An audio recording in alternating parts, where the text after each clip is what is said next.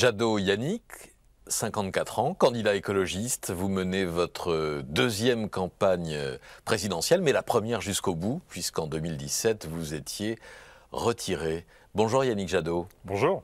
La première image de vous à la télévision date de 1986, c'est l'époque de la mobilisation contre la loi Devaquet. On vous découvre sur le plateau de Michel Polac, 19 ans, déjà engagé.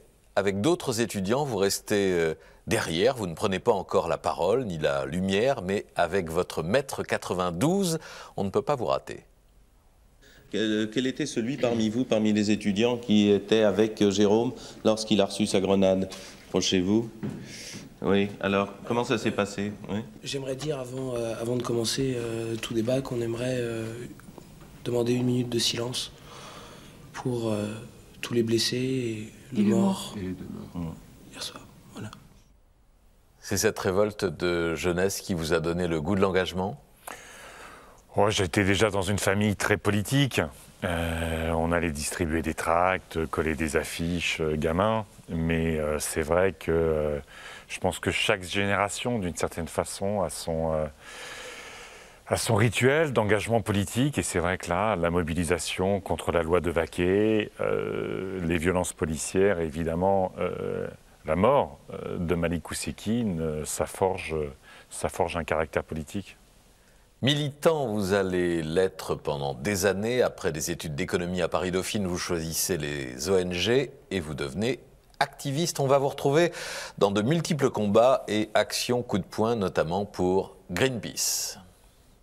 Greenpeace en a fait une spécialité, les actions coup de poing pour une couverture médiatique la plus large possible. On nous ordonne de quitter les lieux sous peine d'une amende considérable. En période de canicule, on n'arrive plus à refroidir les centrales, on rejette dans les rivières de l'eau très très chaude, qui a un vrai problème environnemental. Pour les associations de protection de l'environnement, l'innocuité des OGM n'a pas été suffisamment démontrée. Si on considère qu'il y a des risques potentiels, il faut appliquer le principe de précaution. 2 militants de Greenpeace prennent d'assaut le Clémenceau, qu'ils jugent hautement toxique. La société qui a désamianté le Clémenceau à Toulon considère qu'il y aura encore 500 à 1000 tonnes d'amiante à bord du Clémenceau. 7 h du matin, autour du Rainbow Warrior, la bataille navale peut commencer. Les marins-pêcheurs lancent leurs zodiacs sur ceux de Greenpeace. Sur place, la gendarmerie maritime n'intervient pas. Vous n'allez rien faire, monsieur, contre ces pratiques illégales, contre ces manœuvres extrêmement dangereuses? C'est complètement fou, c'est qu'ils nous balancent des boulons, que la gendarmerie est là à 100 mètres et qu'elle ne fait absolument rien, alors qu'elle était parfaitement prévenue que les thoniers-seineurs allaient faire cette action. Après un moratoire de 14 ans, l'Islande a repris depuis hier la chasse à la baleine. Il n'y a absolument pas besoin de tuer des cétacés pour les étudier. Beaucoup d'animations devant la base militaire de l'île Longue. Après un jeu de cache-cache avec le commando de marine, 3 écologistes pénètrent dans les eaux de la base à bord d'un Zodiac. Pour les contrevenants, l'action est symbolique. Le directeur des campagnes de Greenpeace France l'a rappelé aujourd'hui en correctionnel. Le procureur, qui ne l'entend pas ainsi, a requis pour chaque prévenu 3 mois de prison avec sursis, une amende de 2 000 € ainsi que la confiscation du Zodiac d'une valeur de 50 000 €. Ce coup d'éclat en Zodiac pour avoir tenté de pénétrer dans la base nucléaire sous-marine de l'île Longue vous vaudra une condamnation pour atteinte aux intérêts supérieurs de la nation. Yannick Jadot, la fin justifie-t-elle tous les moyens? Pas tous les moyens. Jamais la violence contre des personnes, jamais la destruction des biens. Mais il y a eu un peu de violence parfois. Non, pas chez Greenpeace. C'est justement les activistes sont formés, entraînés pour éviter justement toute forme de violence parce que ça remettra en cause la légitimité de la dénonciation qui est faite à ce moment-là. Mais on le voit bien, c'est vrai que nous avons arraché des OGM avec José Bové et beaucoup d'autres. C'était illégal, mais ça correspondait et ça correspond toujours aux souhaits des citoyens. Et maintenant, c'est dans la loi. On ne peut pas produire, on ne peut pas cultiver des OGM en France. Donc la loi, la légalité, c'est aussi une construction politique, c'est une construction citoyenne. Et parfois, des actions peuvent faire évoluer la loi dans le sens de l'intérêt général, parce qu'il y a des nouvelles menaces, voilà. Et c'est ça le rôle de Greenpeace, c'est ça le rôle aujourd'hui d'L214. C'est totalement illégal d'aller filmer dans des abattoirs qui sont fermés, mais ça participe de la prise de conscience, ça participe de l'évolution de la réglementation et, pour le coup, là, de la suppression de la souffrance animale. Donc c'est une bonne chose. De militant activiste, vous passez à la politique. 2009, vous avez 42 ans quand le parti écologiste emmené par Danny Cohn-Bendit obtient 16% aux élections européennes. Score historique avec 14 sièges d'eurodéputés, dont le vôtre. Et ils ont fait la fête tard dans la nuit, les militants et les têtes de liste. Après 30 ans de travail, on est entré, disent-ils, dans l'âge de la crédibilité. Militants de la première heure ou jeune génération, tous ont savouré ce score auquel personne n'aurait osé croire il y a encore quelques semaines.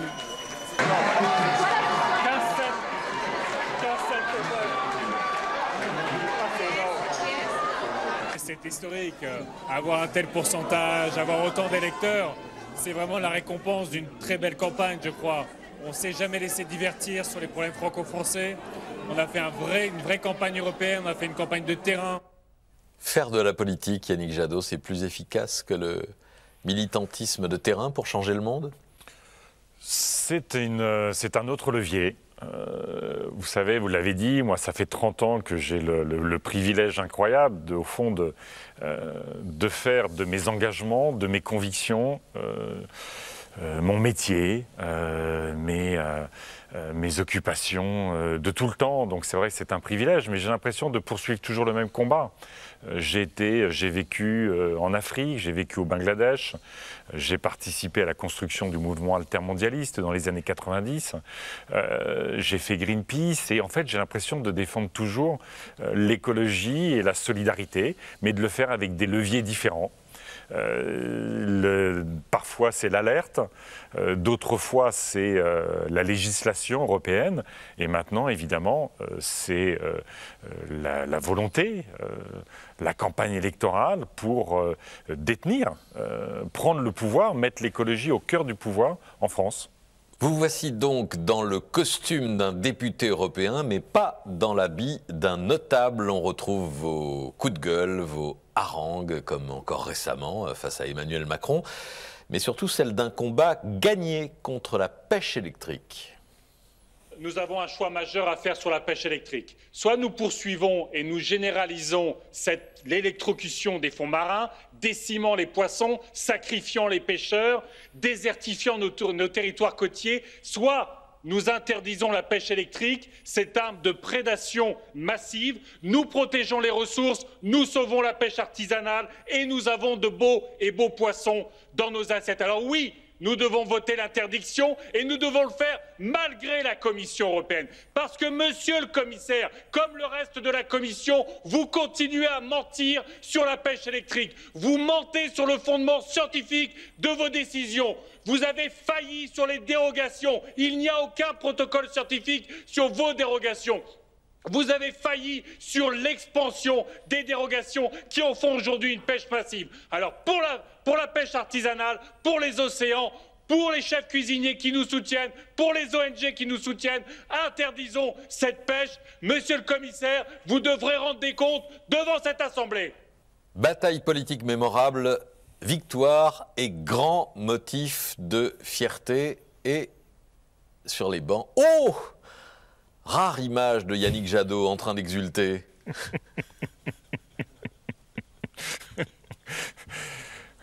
Écoutez, c'est vrai, il faut dire son plaisir, il faut le ressentir. Il faut que le corps se libère parfois. Oui, mais bien sûr, parce que ce sont des combats incroyables, vous savez. Régulièrement, on m'interroge pourquoi vous êtes écolo. Alors, il y a la question du beau, il y a la question de l'émerveillement par la nature, la beauté des femmes et des hommes, de ce que l'humanité porte. Mais ce combat contre la pêche électrique, c'est aussi un combat que nous avons mené avec les pêcheurs artisans. Et ce sont des métiers, vous le savez, les métiers de la mer sont des métiers parmi les plus difficiles. Ce sont des métiers que vous reprenez le bateau de votre père, de votre grand-père. c'est lourd, c'est des horaires infernaux, c'est des dangers, et c'est des gens qui maintiennent des territoires, qui maintiennent des manières de vivre, des modes de vie qui sont essentiels. Alors c'est vrai que c'est un combat, la pêche électrique, comme on a gagné aussi l'interdiction de la pêche en eau profonde dans les eaux européennes. C'est des combats pour la biodiversité. On sait à quel point c'est essentiel de protéger les océans, mais c'est des combats pour des modes de vie, c'est des combats pour des femmes et des hommes qui méritent toute notre attention. Et c'est vrai que quand on gagne ce type de combat, on sait pourquoi on les gagne, mais on sait aussi pour qui on les gagne. Et ça, c'est fabuleux. Il est temps, dans cet ADN, Yannick Jadot, d'aller déterrer vos racines. Vous dites que vous êtes un picard et que cela détermine votre caractère, réservé, pudique, refusant l'exhibition et la pipolisation de la vie publique. Vos paysages d'enfance viennent donc de là, de cette Picardie où vous avez grandi avec vos 3 frères et vos parents professeurs. La Picardie, cette ancienne province qui n'a jamais pu se donner à un seul département et qui a voulu appartenir à 4, connaît en cette précocité printanière une beauté calme et solide. Le ciel y possède des reflets profonds, peut-être provoqués par les 1001 miroirs des rivières et des canaux. Et quand une caméra s'amuse à découvrir la poésie, sans autre but que de mettre en image la rime des tons et les alexandrins de l'harmonie, eh bien alors, la Picardie est merveilleuse. Expliquez-nous, Yannick Jadot, en quoi cette région et ces paysages forment ou forgent un caractère. La région d'où je viens, dans l'Aisne, c'est une région agricole, c'est une région de ruralité. C'est vrai que, y compris, moi, mon grand-père était paysan dans la Thiérache. C'était vraiment les toutes petites fermes. C'était dur. Donc c'est un rapport à la terre qui est vraiment très profond, ça fait partie de la vie, ça fait partie de la force. Ce sont des forêts qui sont magnifiques, véritablement magnifiques, la forêt de Saint-Gobain et d'autres. Alors je ne sais pas ces images d'où elles viennent, peut-être du Vimeux, en tout cas plus du côté de la Somme. Et puis c'est un patrimoine historique incroyable, un patrimoine architectural. Moi, ma ville, là où j'ai été à l'école, c'est Laon, dans l'Aisne. C'est des églises, c'est une cathédrale, ce sont des remparts, c'est une ville absolument magnifique. Et puis aujourd'hui, c'est beaucoup de difficultés sociales, de désertification des services publics. Donc c'est une terre rude. C'est une terre absolument magnifique et elle fait partie de ma vie parce que c'est le plus beau pays du monde. Et est-ce qu'un Picard pudique est capable de fendre l'armure pour faire un bon candidat à la présidentielle ? Je ne sais pas ce qu'est un bon candidat à l'élection présidentielle. En tout cas, j'espère que c'est d'abord quelqu'un dont les propositions, dont le projet répondent à la fois aux difficultés du quotidien. Parce que nos compatriotes en connaissent beaucoup, et puis qui accompagnent leurs aspirations, parce que la vie, ça n'est pas que des difficultés, c'est des aspirations individuelles. Et puis c'est un projet pour la France. Une élection présidentielle, c'est passer du passé au futur, j'allais dire, c'est ouvrir une nouvelle page, un nouveau chapitre de l'histoire de France. Et quand on est picard, on a les pieds sur terre, il y a une forme de bon sens, de rationalité, on a les pieds dans la terre, et je pense qu'on n'a jamais eu autant besoin que de retrouver le lien avec la terre, avec la nature, mais c'est aussi un regard sur l'horizon, c'est un regard sur l'Europe, c'est un regard sur le monde, parce que c'est aussi ça, être français, c'est à la fois être très ancré, avec des forts liens d'appartenance, y compris à des terroirs, mais c'est aussi se penser comme une référence dans le monde. C'est souvent exagéré, mais on a été la raison au XVIIIe siècle, on a été la démocratie au XIXe siècle, on a été les conquêtes sociales au XXe siècle. Il y avait plein de pays où c'est arrivé, mais on a toujours l'impression qu'on a été l'avant-garde et on aime toujours être plus grand que nous-mêmes. Ça doit être une fierté et on doit retrouver ça. On doit retrouver la fierté d'être nous-mêmes, d'être français et de donner un exemple pour le reste du monde. Et évidemment, pour moi, vous l'avez compris, ça passe par l'écologie. les pieds dans la terre et parfois les fusils en l'air, parce que la Picardie est une grande terre de chasse. Certes. Voyez comment la télévision en parlait en 75, images tournées à quelques kilomètres de votre village d'enfance, avec les coups de fusil que vous avez longtemps entendus résonner dans la campagne.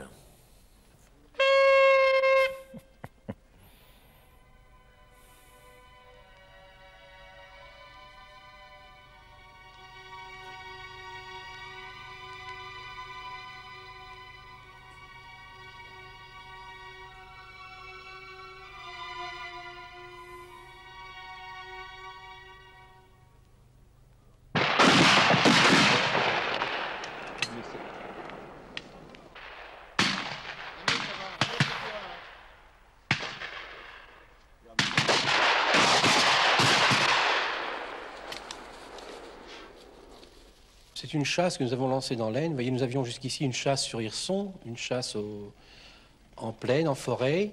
Et nous avons voulu lancer dans l'Aisne une chasse au canard, notamment. Et nous avons trouvé là un propriétaire terrien qui s'est intéressé à cette formule.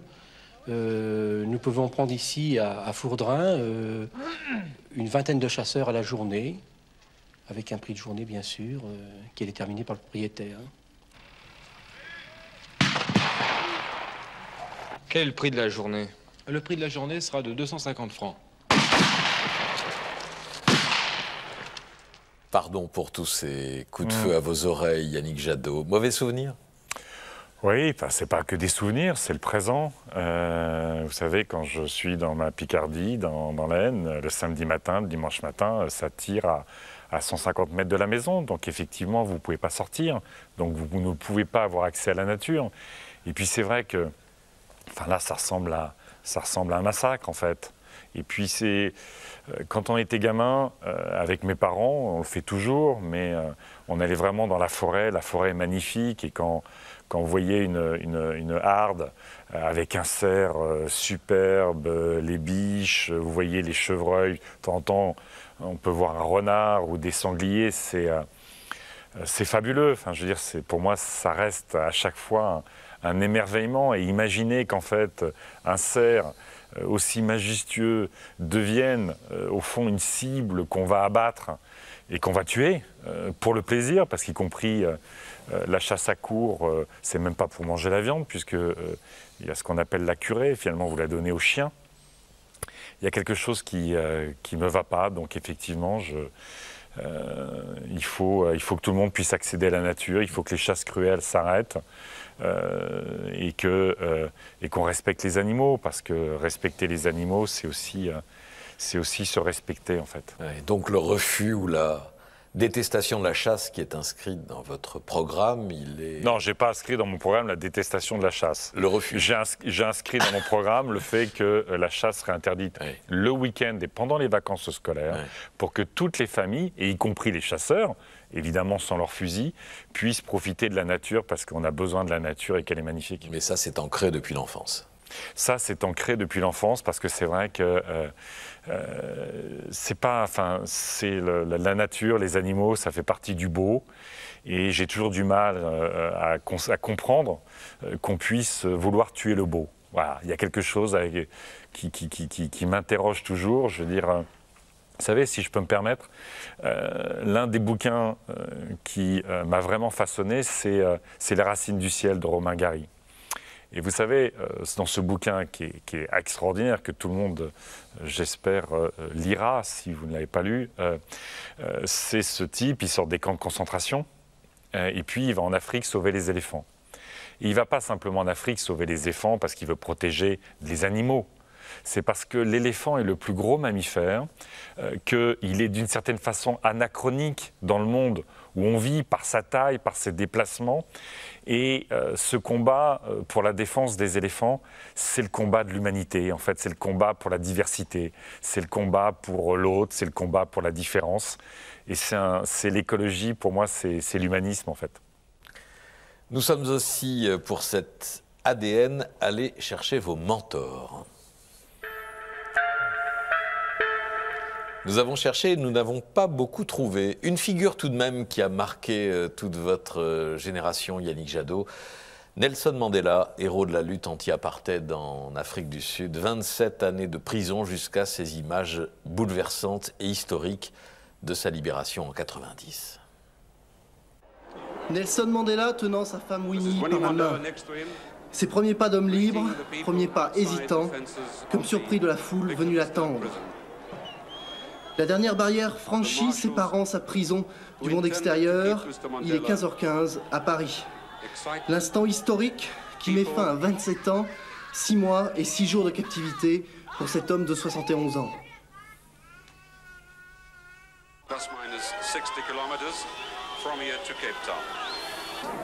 Un bref bain de foule du symbole vivant de la lutte anti-apartheid, sans aucune déclaration. Le couple Mandela prend aussitôt la route, précédé d'un immense cortège, direction l'hôtel de ville du Cap, à 60 km. Des dizaines de milliers de personnes sont déjà massées là, attendant les premières paroles publiques de leur leader. Admiration pour le combat et le destin de Mandela, wow. j'imagine. Quel parcours et surtout de cette révolte, de ce combat politique qu'il a mené, évidemment, avant d'être emprisonné, ces années de prison, et puis pour finir, un président qui a ébloui, évidemment, le reste du monde par sa sagesse, par la capacité à mettre en place un processus politique que personne n'imaginait, un processus de paix, de réconciiliation, voilà. Alors la situation en Afrique du Sud est loin d'être résolue, y compris sur les discriminations, mais waouh, quelle leçon politique. Vous savez, moi, en 90, j'étais au Burkina Faso, et ça a été un moment en Afrique, mais incroyable, d'un espoir, d'une sortie à la fois évidemment de l'apartheid pour l'Afrique du Sud, mais d'une forme d'espérance incroyable parmi les populations africaines, évidemment pour toutes les populations du monde, mais pour les populations africaines, c'est sacrément quelque chose. Mais avez-vous, vous, un modèle d'engagement, ou bien diriez-vous que vous avez vous-même tracé votre chemin en solitaire? Non, on ne trace jamais son chemin en solitaire, ça n'existe pas, ou alors on arrive dans une impasse. Mais est-ce que j'ai un mentor? Non, il y a des personnes qui m'ont profondément inspiré, mais ça va de la politique, d'Annie Cohn-Bendit, évidemment, quand on fait la campagne de 2009, le combat qu'on a pu mener avec José Bové. Après, c'est Victor Hugo, je trouve, est un personnage absolument incroyable de notre histoire politique, culturelle. Gisèle Halimi,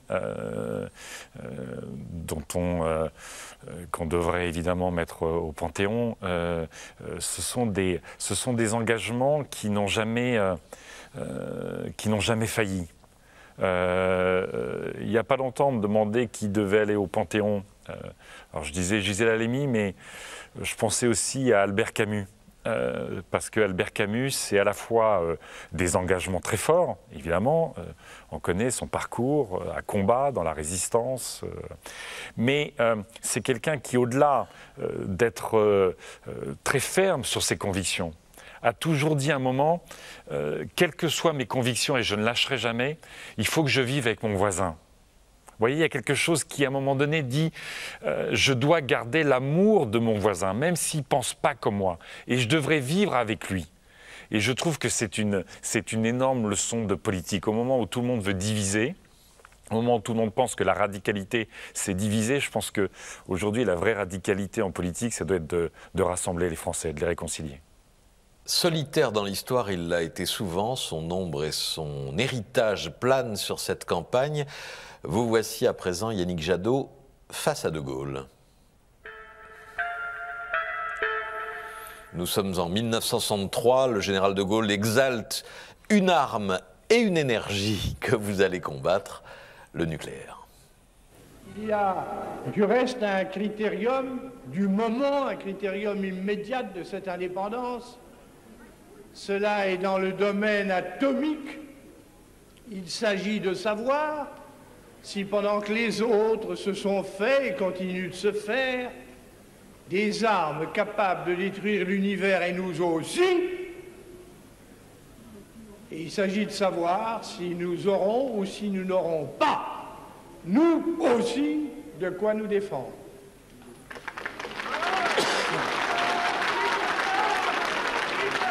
Nous avons décidé d'avoir ce qu'il nous faut, et d'autant mieux et d'autant plus que cette puissance nucléaire, comme on dit, est liée directement à l'énergie atomique elle-même, qui est, comme vous le savez tous, le fond de l'activité de demain. Le nucléaire militaire et le nucléaire civil dans le même discours. Est-ce que vous pourriez dire, Yannick Jadot, merci mon général, grâce à vous, la France possède aujourd'hui l'électricité la plus décarbonée au monde? J'aurais du mal à dire ça. Je dirais merci. Alors c'est pas mon général, là, c'est Charles de Gaulle, il est président de la République. Oui, bien sûr. Merci Charles de Gaulle d'avoir démontré que la France peut avoir une incroyable politique industrielle, peut former les meilleurs ingénieurs, les meilleurs ouvriers, investir pour atteindre un but incroyable, qui est effectivement, en un peu plus de 20 ans, on a construit un parc de 58 réacteurs et on est devenu le pays le plus nucléarisé. Mais si vous voulez, moi, toute la reconnaissance que je peux avoir pour cette capacité à construire une politique industrielle, pour les ingénieurs, les techniciens, les ouvriers, aujourd'hui, je veux la mettre au service d'une autre ambition, qui je considère est la vraie modernité. C'est d'aller vers ces énergies renouvelables, ces énergies de territoire, ces énergies où on assume au fond, la production dont on a besoin sur son territoire, et puis surtout qui sont des terrains d'extraordinaire innovation. C'est là que veulent aller nos jeunes ingénieurs, c'est là que veulent aller depuis les CFA jusque partout.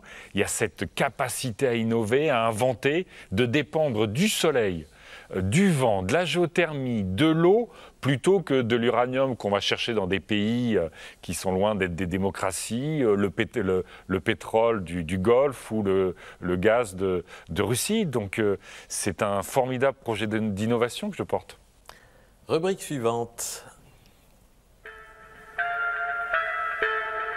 180 degrés comme les changements, les volte-face qui émaillent les parcours politiques. En 2017, loin de la division d'aujourd'hui, vous faites le choix de l'union de la gauche en retirant votre candidature au profit du socialiste Benoît Hamon et vous en appelez à Jean-Luc Mélenchon.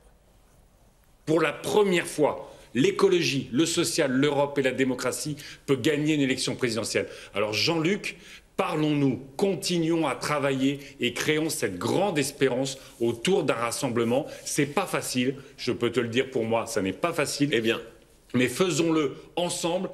Qu'est-ce qui vous donne le plus de regrets? L'union de 2017 qui a débouché sur un petit 6% au premier tour ou la désunion d'aujourd'hui? Écoutez, j'ai tenté au printemps dernier de rassembler tout le monde pour travailler sur un projet. Voilà, ça n'a pas marché, ni Jean-Luc Mélenchon, ni Anne Hidalgo ne le souhaitaient. Mais ma conviction aujourd'hui, on est en 2022, c'est qu'on a ce défi climatique qui est là déjà, le chaos climatique qui menace, l'inaction qui nous amène vers ce chaos. En 2022, il ne peut pas ne pas y avoir cette candidature écologiste qui veut être à la fois intransigeante sur le 1,5 degré de réchauffement qu'il ne faut pas dépasser, la biodiversité qu'on doit protéger, et qui est à la fois échapper à la catastrophe, mais je l'ai dit, créer un enthousiasme, une mobilisation, une innovation, une justice sociale. Et au fond, pour moi, l'écologie aujourd'hui, c'est la vraie matrice du progrès. C'est comment, à travers l'écologie, les valeurs de liberté, d'égalité, de fraternité redeviennent une langue vivante quand elles sont trop souvent devenues une langue morte. Ça ne répond pas à ma question, Yannick Jadot. Si, qu'est-ce qui est le plus regrettable dans la configuration politique? L'union qui n'a pas donné grand-chose en 2017 ou la désunion d'aujourd'hui? Ce qui est le plus regrettable, c'est qu'aujourd'hui, les progressistes et les humanistes, dont certains se cherchent encore, ne rejoignent pas l'évidence qui est que l'écologie est la vraie matrice de progrès aujourd'hui, et pas simplement de rester dans des conformismes, dans des demi-mesures, dans des ambiguïtés qui ont été un échec avec le quinquennat Hollande, malheureusement. Et donc, moi, je continue cet appel à ce que, encore une fois, il y a un rassemblement, évidemment. Mais il y a trop de confusion en politique aujourd'hui, vous le savez. Il y a des urgences absolues climatiques, sociales. Donc moi, je suis dans la clarté. Je suis dans la clarté d'un projet fort, crédible, et qui aspire maintenant à gouverner. Dans votre parcours politique, un autre coup d'éclat, un accident de parcours classé dans la rubrique zéro pointé. C'est une démission en race campagne. En 2011, porte-parole d'Eva Joly, vous décidez subitement de lâcher la candidate écolo. Yannick Jadot, pressé de questions. C'était samedi dernier à Paris. Il tentait le grand écart. Avocat de l'accord électoral avec le PS et en même temps porte-parole d'une Eva Joly très critique vis-à-vis du texte. Aujourd'hui, le divorce est consommé. Il démissionne car il se dit en désaccord avec la ligne politique d'Eva Joly. Bonsoir. Après un silence de quelques jours, Eva Joly est en effet passée à l'attaque en ciblant le Parti socialiste. Vous en voulez à François Hollande? J'en veux aux socialistes d'avoir cédé aussi visiblement, aussi directement au lobby du nucléaire. Lâcheté, refus du compromis? Non, pas du tout, au contraire. Vous savez, j'accompagnais, et d'ailleurs j'ai été un des derniers à accompagner Eva Joly jusqu'au bout de sa campagne, même après cet épisode-là.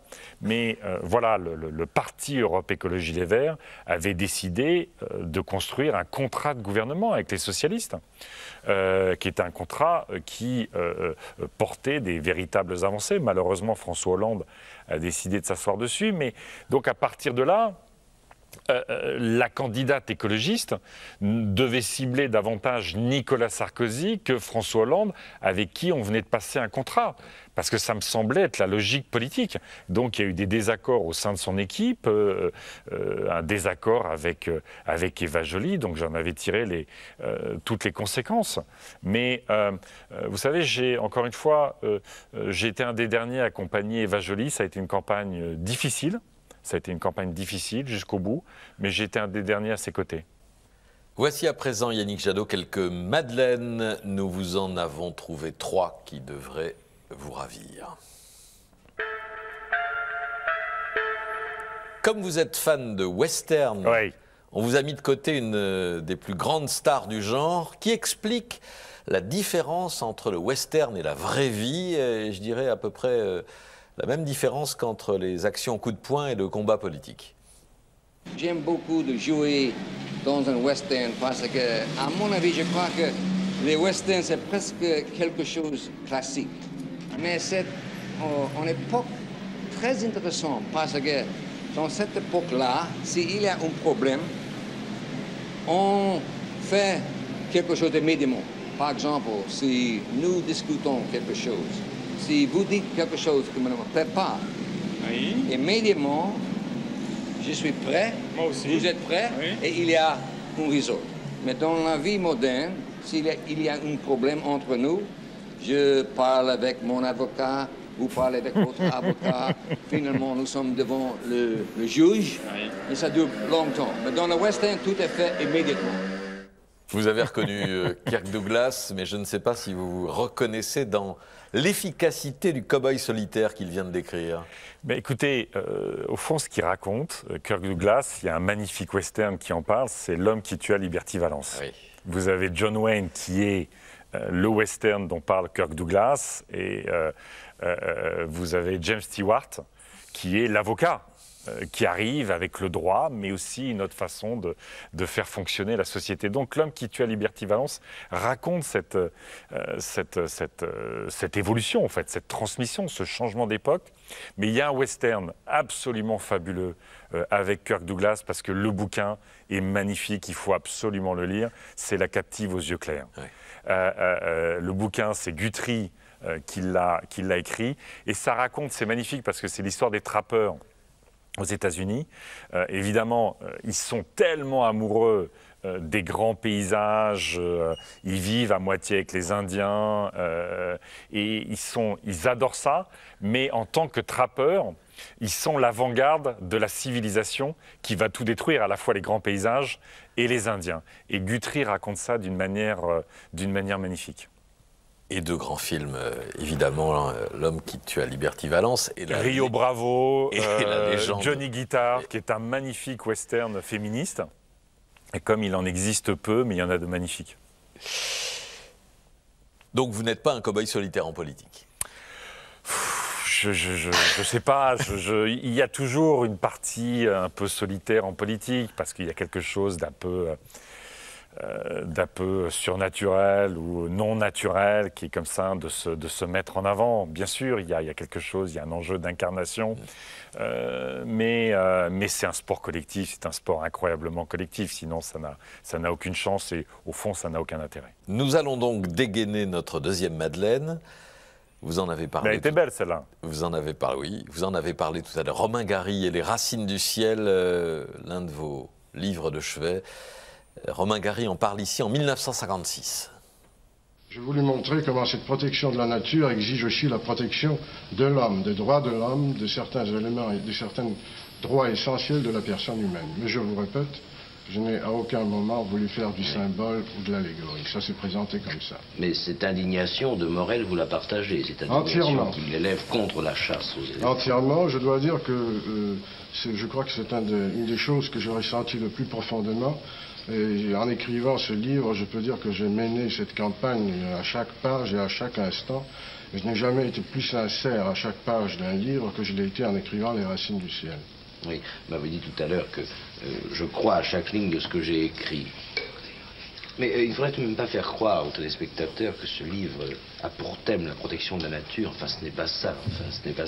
Je ne demande pas de le résumer. Exact. Si vous permettez, en quelques mots, il s'agit, quel que soit d'assurer, quelles que soient les exigences du progrès, de la marche en avant de l'humanité, quelles que soient les difficultés de notre tâche et quels que soient les périls qui nous menacent, de nous encombrer des éléphants, c'est-à-dire de laisser une marge suffisante pour que tous les droits essentiels de la personne humaine, tout ce qui fait l'homme, tout ce qui constitue notre patrimoine humain essentiel depuis toujours, soit sauvegardé. Et ce soit quel que soit le parti, quelle que soit l'idéologie, quelle que soit la tâche, quelle que soit l'entreprise, quoi qu'on fasse, quels que soient les dangers et le péril qui nous menacent, il faut protéger, il faut nous encombrer des éléphants. Les éléphants, mais bien au-delà, on a vu, Yannick Jadot, votre plaisir à écouter les paroles de Romain Gary. Surtout que je ne les avais jamais entendues, donc ça va, j'ai lu à peu près correctement son livre, puisque c'est comme ça qu'aussi je l'avais interprété, mais quel auteur incroyable, quelle vie incroyable aussi. Je veux dire, la promesse de l'aube, c'est absolument magnifique. Émile Ajar, c'est magnifique. Romain Gary est quand même un des plus grands écrivains français, incontestablement. Enfin, sur les murs de votre chambre d'enfant ou d'adolescent, un poster de l'Ange vert, Dominique Rocheteau, héros du football notamment, mais pas seulement pour ce but de légende face à Kiev en quart de finale de Coupe des Champions en 1976. Et après ces 8 minutes, alors que c'est encore Patrick Révelli là, oui, il va-t-il centrer? Et c'est Rocheteau qui marque le but de la victoire, sans doute par Rocheteau.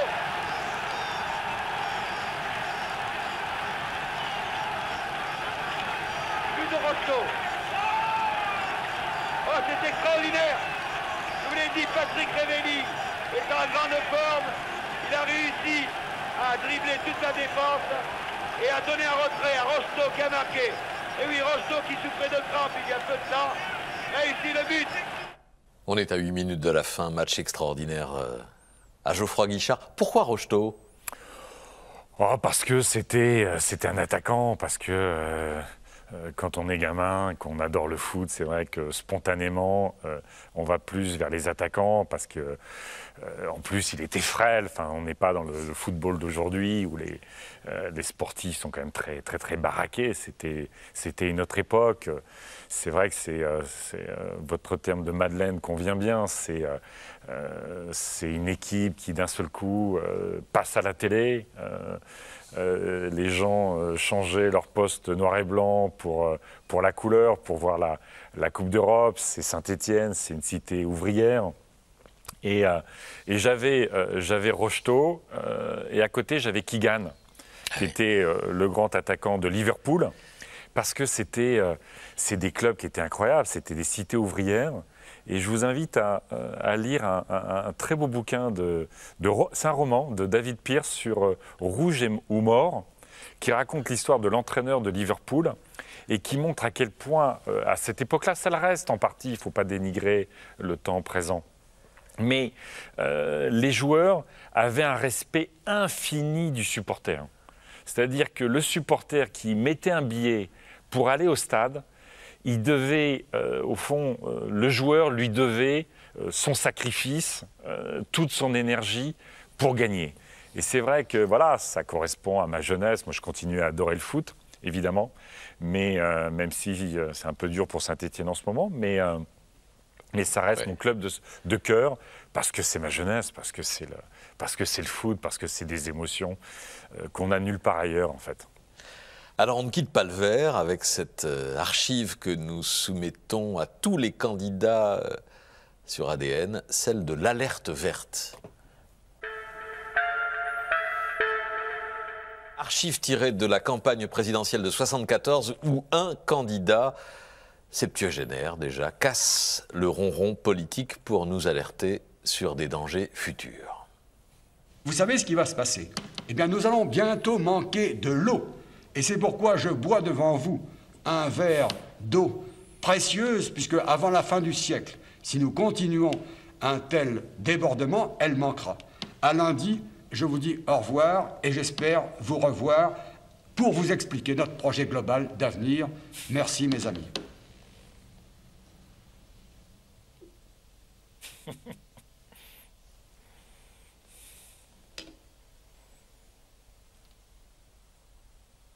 René Dumont, pionnier de l'écologie politique. Yannick Jadot, pourquoi nos sociétés ont-elles mis si longtemps à prendre cette cause au sérieux? Parce que c'est difficile. Parce que c'est difficile de se projeter dans un avenir qui peut être catastrophique si on n'agit pas. Parce que c'est toujours difficile de changer ses comportements, parce qu'on a des habitudes, on a des conforts. Et surtout si on a l'impression qu'au fond, si le voisin ne le fait pas, est-ce que c'est vraiment utile? Si la France ne le fait pas, est-ce que c'est vraiment grave? Et on peut reporter comme ça les Américains qui disent si les Chinois ne le font pas, pourquoi nous le faire? Et que ça s'inscrit dans le temps. Donc, ce qu'il faut arriver à faire aujourd'hui, c'est à démontrer que, à la fois, changer ses comportements, c'est se faire du bien, c'est nous faire du bien collectivement, mais changer ses comportements, ça ne suffit pas. C'est un quart de la réponse, en vrai. 75%, les trois quarts de la réponse sont les politiques publiques. Donc, on voit René Dumont dans l'alerte, évidemment. Aujourd'hui, l'enjeu, c'est de prendre le pouvoir. C'est de prendre le pouvoir, sortir du déni. Mais pour sortir du déni, il faut créer l'enthousiasme. À la fois répondre concrètement, dire le chemin et dire que tout le monde sera sur ce chemin-là, que ça se fera d'abord au bénéfice des plus fragiles, victimes du dérèglement climatique, victimes de la pollution de l'air, victimes de la malbouffe, et que ça se fera d'abord à leur bénéfice et non pas à leur détriment. Dernière rubrique de cet ADN, une rencontre. En voyageant dans le temps et les archives de l'INA, nous vous proposons donc cette rencontre. La personnalité que vous allez voir et entendre s'appelle Françoise d'Aubonne. Elle a inventé l'écoféminisme dont certains aujourd'hui se réclament dans votre parti. Nous sommes en 1971.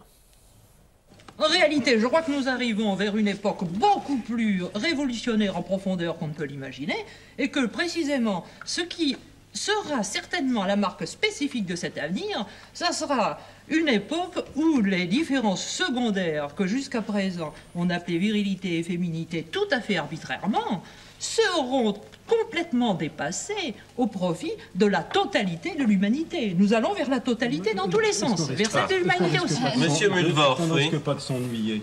Oui. Si on élimine les différences. Précisément, oui. Je crois que ça c'est la question. C'est toujours l'objection qu'on pose. Toutes les sociétés ont eu une hiérarchie.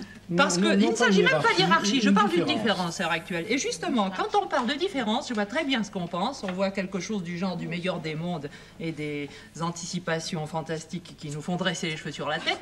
à savoir d'une espèce d'uniformité qui serait embêtante, n'est-ce pas? C'est bien ça. Or, à mon avis, c'est justement voir mal le problème, car je crois que demain, cette négation de la différenciation dont je parle, au lieu de se traduire par une uniformité, se traduira au contraire par une synthèse. Et si vous voulez, au lieu de l'être asexué, dont ont peur ceux qui entendent parler de ce genre de choses, on aurait au contraire un être doublement sexué, donc on ne peut plus, ce qui aurait, si vous voulez, toutes les qualités des deux sexes. Il n'y aurait plus l'homme viril, la femme gracieuse, etc., pour prendre très grossièrement des styles dépassés, mais que chaque être humain serait, mettons, viril et gracieux à la fois. Françoise d'Aubonne qui prône non pas la prise de pouvoir par les femmes, mais la gestion égalitaire d'un monde à renaître, une sorte de déconstruction, si vous voyez ce que je veux dire, Yannick Jadot. De reconstruction. On voit bien qu'on a à reconstruire notre société autour de l'égalité, de la fin des discriminations.